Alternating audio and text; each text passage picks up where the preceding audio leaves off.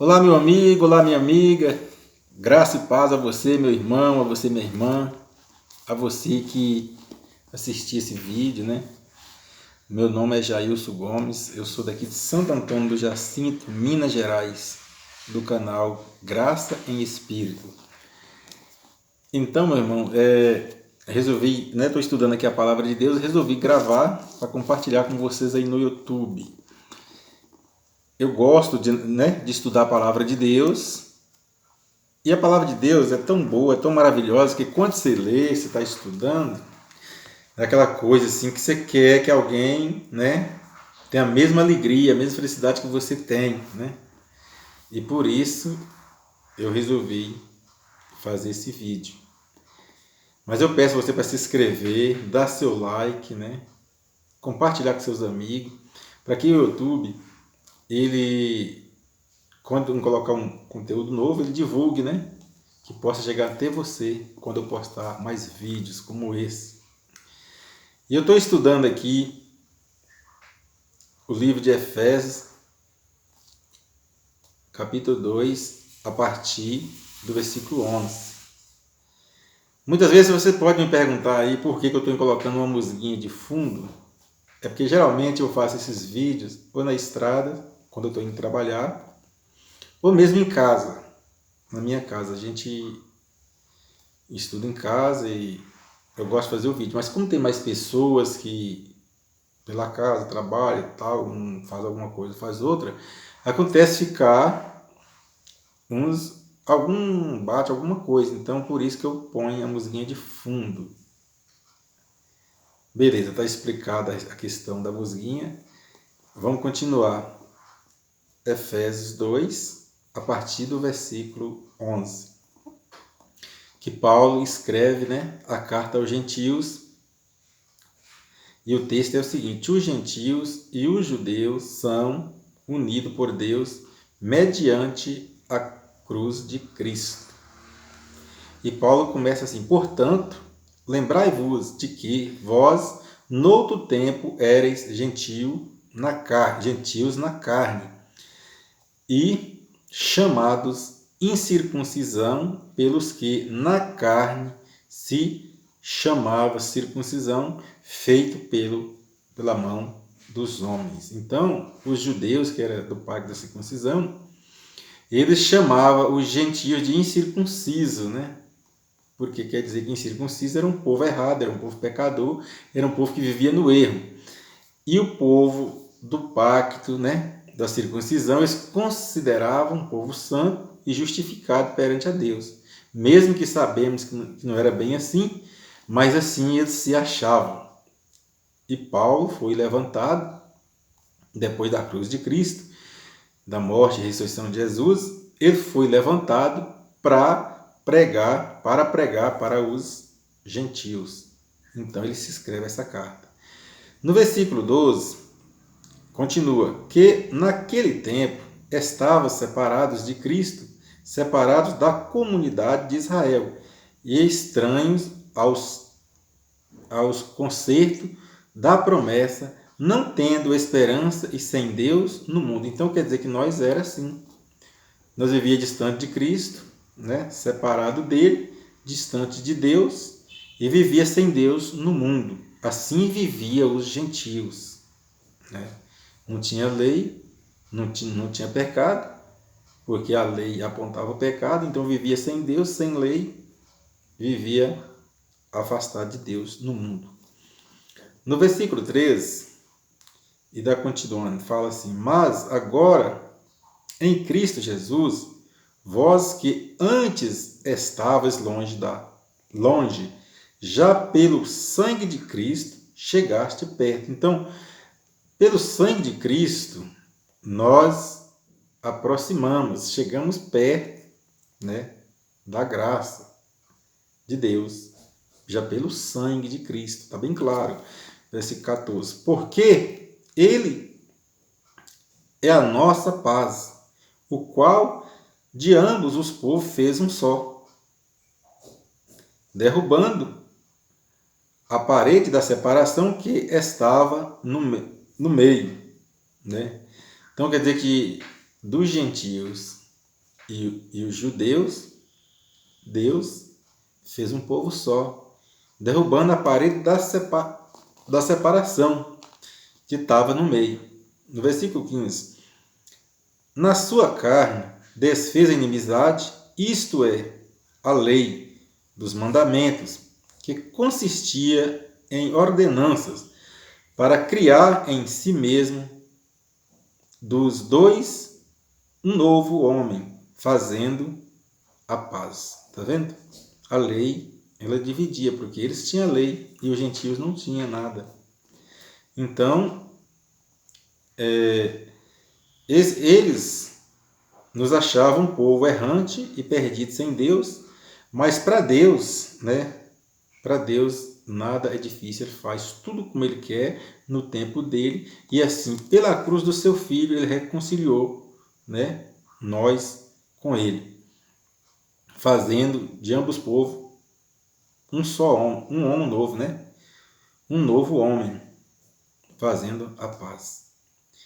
No versículo 16, ele fala assim, ó, pela cruz, reconciliar ambos com Deus, e em corpo, matando com ele as inimizades. Então, as inimizades, Jesus matou com ele, na carne. E vindo ele, no versículo 17, vindo ele evangelizou a paz a vós que estáveis longe e aos que estavam perto. No 18, porque ele, ambos temos acesso ao Pai em um mesmo Espírito. Então, ele ambos têm acesso ao Pai em um mesmo Espírito. Assim que já não sois estrangeiros nem forasteiros, mas concidadãos nos santos e da família de Deus. Então agora não somos mais estrangeiros, somos concidadãos através da morte e do sangue de Jesus. Aí Deus nos fez um só povo, né? Um novo homem, através do sangue de Cristo. Agora não somos mais estrangeiros, somos só povo. No versículo 20 ele fala assim, edificando sobre o fundamento dos apóstolos e dos profetas, de que Jesus Cristo é a principal pedra de esquina. Tá vendo? Então não há ninguém, é Jesus que é a pedra de esquina. É Jesus o principal Salvador. É Jesus o nosso principal caminho, né? Não há outro. Versículo 21. No qual todo o edifício bem ajustado cresce para templo santo no Senhor, no qual também vós juntamente sois edificados para morada de Deus no Espírito. Então, nós, meu irmão, nós somos morada de Deus em nosso corpo, no Espírito. Agora, Deus habita em nós, não é naquele tempo lá daquela chamada igreja, do sistema religioso, não. É em nós. Aonde que nós chegamos, aonde que nós tivermos acesso de falar a palavra de Deus, temos que agir como igreja. Entende? Aonde que nós chegarmos, que tiver alguém que precisar da palavra de Deus, temos que, né, falar a palavra de Deus, divulgar o evangelho da graça, né? Porque Deus, ele nos deu essa graça, né? Essa graça, né? Para nós. E que nós temos de fazer crescer, levar até as pessoas, né, que precisam de ouvir a palavra. Porque o Evangelho da Graça, ele não é uma coisa nova. O Evangelho da Graça já está aí há quase 2000 anos, né, que está no mundo. Mas por causa do sistema, o Evangelho da Graça quase nada aproveita para eles no sistema, porque o Evangelho da Graça ele não gera lucro, ele não põe medo nas pessoas, pelo contrário. O Evangelho da Graça, ele liberta as pessoas da escravidão, do medo, do pecado. Ele ensina as pessoas que pecado é transgressão de leis, que inferno e Hades são sepultura. E vai ensinando as coisas. E quando a pessoa aprende, Deus ilumina a mente, a pessoa se liberta de um sistema corrompido, um sistema que vem aí há muitos anos, né? A mesma coisa, um evangelho que não salva, que eles falam que salva, um evangelho que toda quarta-feira está expulsando demônio, e todas as igrejas você vai estar expulsando demônio, e o demônio continua aí, na visão deles, né? Mas Jesus nos libertou, Jesus nos uniu com Deus, e se somos templo do Espírito Santo, o Espírito Santo não vai deixar habitar nada mal no templo dele, não.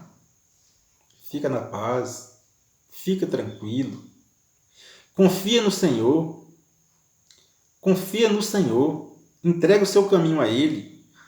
Quando você for orar, ora, agradece a Ele pela vida, pelo pão, por todas as coisas boas que têm te acontecido, porque você está na presença de Deus dia e noite. Você é templo dele. Não adianta você achar que Deus te abandonou, que Deus te afastou por causa de uma coisinha boba. Não, Deus está com você. Deus não te deixou, não. Ele está com você, sim. E no capítulo 3 de Efésios, a partir do versículo 1, o título é Ministério da Vocação dos Gentios e o apostolado de Paulo. Aqui já é o ministério, né, da vocação dos gentios. O apostolado é quem? É Paulo. E Paulo continua. Por esta causa eu, Paulo, sou o prisioneiro de Jesus Cristo por vós. Está vendo? O apóstolo dos gentios. E por esta causa ele foi prisioneiro dos gentios por nós. Né? Ele que veio para pregar o evangelho para nós gentios. Porque Jesus levantou ele para isso.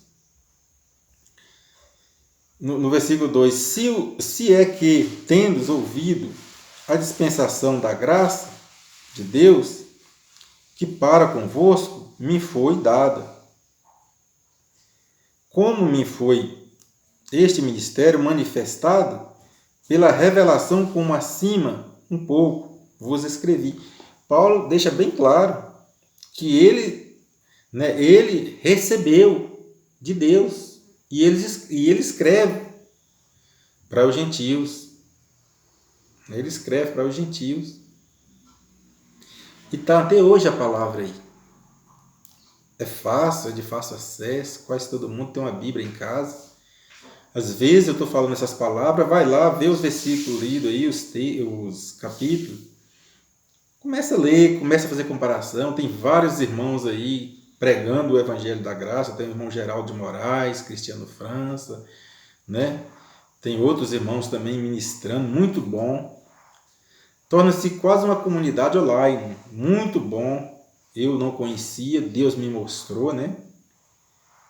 O Evangelho da Graça, porque antes eu no sistema, que eu fui evangélico uns 15 anos ou mais, eu tinha medo e quando me falava de demônio, dessas coisadas todas, eu estudava e muitas vezes eu me perguntava por quê, né? Tem tanta coisa escrito e quando você vai ver o evangelho que foi para nós mesmos, que é o evangelho dos gentios, não, lá está diferente. Pode ver na sua Bíblia, está diferente. Palavra de conforto, palavra da graça, a obra foi feita, que Jesus fez na cruz, como eu acabei de ler aqui, que Deus nos uniu, que em Jesus não tem judeus, não tem gregos, não tem gentio, tudo se torna o mesmo povo usando a mesma fé. Então não há essas coisadas de leis, tipo Monte Orá, de envelope de campanha, pagando aí, eles determinam o valor que eles querem receber, né? O dízimo mesmo, todos nós sabemos que o dízimo não era como eles fazem hoje. Essas coisadas, né, que tem por aí, que só nos atrapalha espiritualmente falando, né? Porque se você vive numa igreja né? Sem saber se você vive a graça, se você vive a lei, ou você vive um pouco da graça, um pouco da lei, mistura. Nós ficava, espiritualmente falando, confusos, numa confusão. E Deus me mostrou, através, né, do canal do irmão Geraldo de Moraes, do Rio de Janeiro, ele me mostrou. E eu orei a ele e pedi sabedoria para que Deus me abrisse a mente, né? Me desse um entendimento. E Deus me mostrou. E graças a Deus estou aqui falando deste amor de Deus para com vocês, para com os irmãos. Quem conhece e quem não conhece. O Evangelho de Deus, né? O Evangelho da graça. Porque a graça é isso, irmão. A graça não é libertinagem, é liberdade espiritual. Você tem acesso diretamente ao Pai. Então você não precisa de um líder espiritual, porque o seu líder espiritual é Deus. A graça não dá direito você sair por aí fazendo coisa errada. Não, pelo contrário, a graça te dá responsabilidade. A graça te ensina que o que você aprendeu, né, amar a Deus, a Jesus e o seu próximo, você tem que colocar isso em prática, passar para mais pessoas, ajudar quem precisa. A graça não dá direito da pessoa sair por aí falando mal de ninguém, de canal nenhum e nem pessoalmente. A graça dá o direito de você sair falando a palavra, o Evangelho, a sã doutrina de Jesus. A graça de Deus, ela te encoraja, mesmo você não sabendo, humilde assim como eu, não sabendo expressar direito as palavras, mas te dá coragem de ir em frente, de lutar, de chegar na casa de um irmão, de uma pessoa que está precisando de uma palavra, abrir a sua Bíblia, falar do amor de Deus, explicar da graça, o que Jesus fez para nos alcançar e nos libertar de toda aquela imundície, né, que a lei trouxe, porque a lei foi um ai que serviu para conduzir o povo até a chegada de Cristo. Mas a lei não era aplicada do jeito certo, né? Os doutores da lei colocavam jugo no povo. E hoje, o sistema religioso faz o mesmo, põe jugo no povo. Porque ninguém, meu irmão, ninguém abre a igreja na intenção de ganhar alma para Jesus. Isso é só uma falácia. O que eles querem é lucro. Nós que somos a igreja, na sua casa, na minha casa, no canal aqui no YouTube, nos vídeos, né, na rua, nós temos que andar nesse mundo, nessa terra, com a mente ligada no céu, cumprir a nossa missão aqui nessa terra, sabendo que isso aqui é só passageiro. Esse corpo ele vai para a terra e nosso espírito volta para Deus. E que nossa morada certa é lá no céu, junto a Deus. Sabemos que nada que nós fazemos aqui para ser um melhor do que o outro não vai ajudar em nada. Isso não é nada, é bobagem. Então é isso. As minhas palavras. Que você pense bem. Procura buscar, procura conhecer. Porque isso não é um evangelho novo, não é uma nova doutrina. Não é uma nova doutrina, não é uma coisa que os irmãos aí estão inventando, não. Está na Bíblia. Procura conhecer, procura entender. Busca a sabedoria de Deus, pede a Ele.